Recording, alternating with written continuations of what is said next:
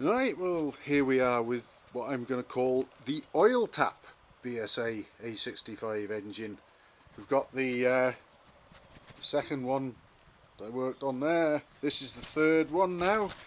3 here all at once. One's ready to, well, two are ready to go out the door and they've piled into this one. And this is the one that the owner said had an oil tap on it fitted by a previous owner, and he'd not long had the bike, the guy who brought the engine to me, and he wasn't over familiar with it having an oil tap, of course, and forgot about it and went off down the road, and the next thing, noises. Interestingly enough, well, you can see that the big end of this conrod is blackened actually.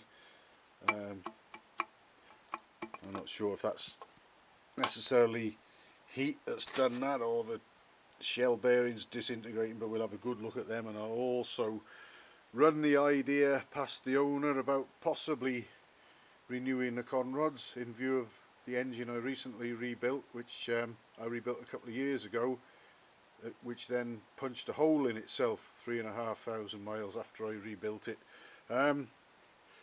I never used to worry too much about conrods, but that one sort of, well, I wouldn't say scared the crap out of me, but it made me stop and think a bit. Anyway, we'll have a better look at all that when it's all in bits.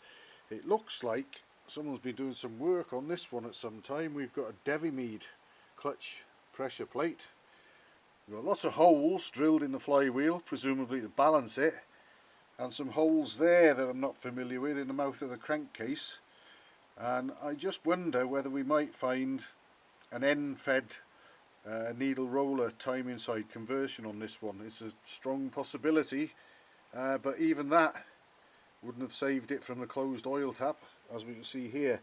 Nothing seems to have seized up, and the timing side big end, actually I haven't felt any play in that, but the drive side more than makes up for that, and it just goes to show how quickly things go downhill on the drive side compared to the timing side when oil supply comes into the equation, or more accurately lack of oil supply.